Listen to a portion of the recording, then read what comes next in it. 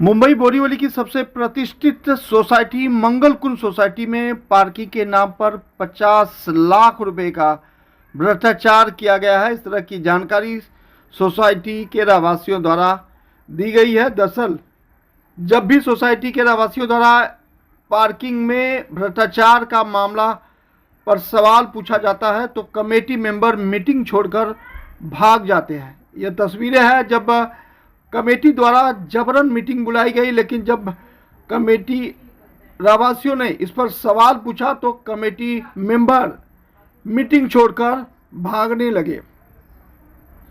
यह तस्वीरें मुंबई के बोरीवली मंगल कुंज सोसाइटी की है, जहां पर कमेटी मेंबरों द्वारा कई सालों से भ्रष्टाचार किया जा रहा है। जबरन यहां अपने मनचाहा बिल्डर को लाकर सोसाइटी मेंबरों को परेशान किया जा रहा है।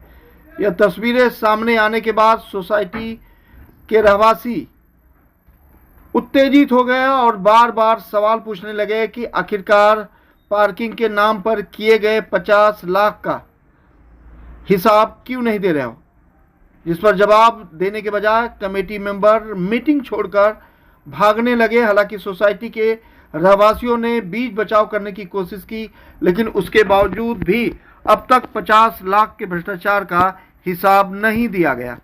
लिहाजा अब सोसाइटी पूरी तरह से मन बना चुकी है कि जब तक सोसाइटी के कमेटी मेंबर पार्किंग के भ्रष्टाचार का हिसाब नहीं दे देते तब तक वह शांत नहीं बैठने वाली है।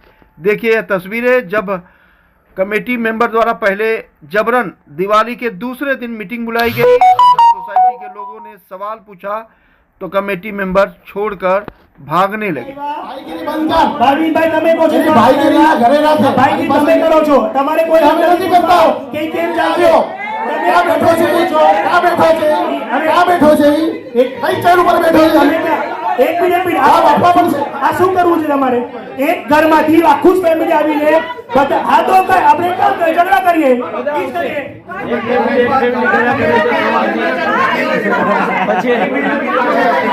देखो देखो भाई साहब, सब माइक मेरे पास में है अभी, सब माइक मेरे पास है। मेरी बात सुनो, इसके अंदर एक मैं सुनो जरा, मैं क्या बोलता हूँ, अपना अपने जगह पे पहला बैठो। बाद में ये जो भाभी इनका अगर भाई का कुछ प्रॉब्लम नहीं है, इनके भाई सुनो मैं बोलता हूँ, इनके भाई का कुछ प्रॉब्लम नहीं है और अपना कम्युनिटी का मेंबर साहब हाँ बोलता है तो उनका काम करना।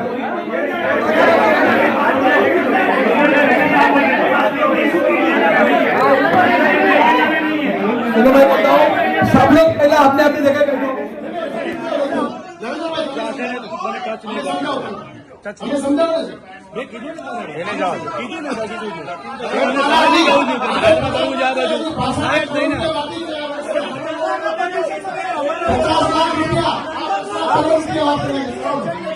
साढ़े 7 देंगे मीटिंग साथ में एक्विस लेंगे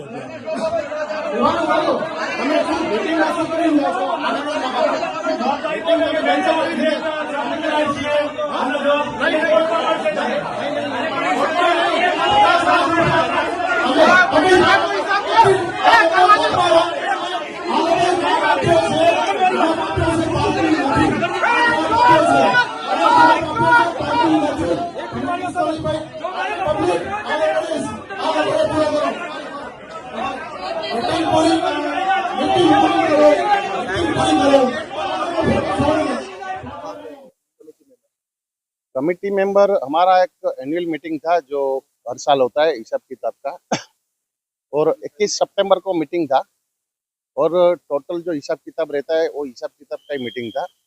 और उसमें हमारा एक पार्किंग का 50 लाख रुपया आया था, 50 लैक्स, उसका हिसाब नहीं देते।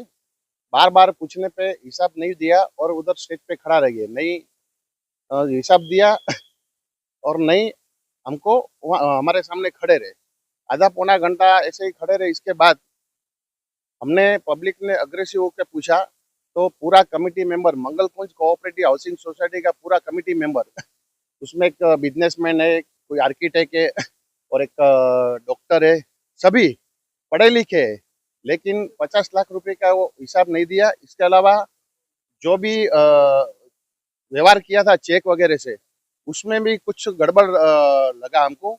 रिडेवलपमेंट का कुछ मीटिंग हुआ था, तो मीटिंग का 20-25 लाख रुपया कुछ खर्चा हुआ, तो उसमें भी हमको डाउट लगा।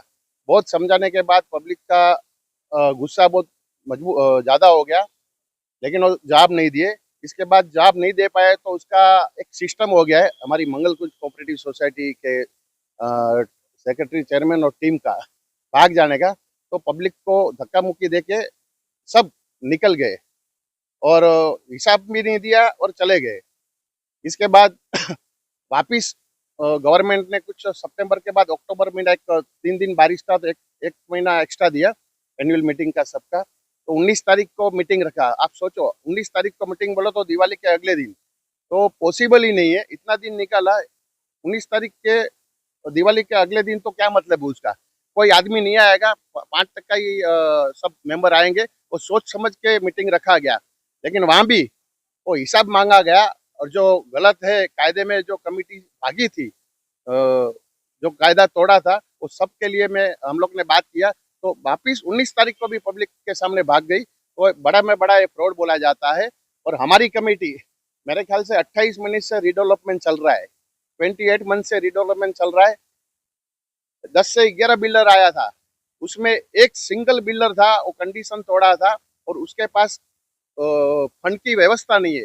तो पूरा कमेटी एक बिल्डर के लिए 7-8 बिल्डर को डिस्क्वालीफाइड किया, और डिस्क्वालीफाइड करते करते लास्ट में 3 बिल्डर बचा था। तो हमारा मेंबर को सब जागरूक हो गए कि कुछ गड़बड़ है। तो सभी मेंबर ने डिस्क्वालीफाइड जो बिल्डर था, डिप्टी रजिस्ट्रार के पास कंप्लेन किया। 2-3 महीना उसका हेयरिंग चला, लेकिन वो डिस्क्वालीफाइड होने के बाद भी मैनेजिंग कमेटी मेंबर को जानकारी देना नहीं जाती है। कमेटी डिसीजन लेके हाई कोर्ट में चली जाती है और जॉइंट रजिस्टर में चली जाती है। तो पूरा फ्रॉड रिडेवलपमेंट हो रहा है। हमारा बिल्डिंग का खर्च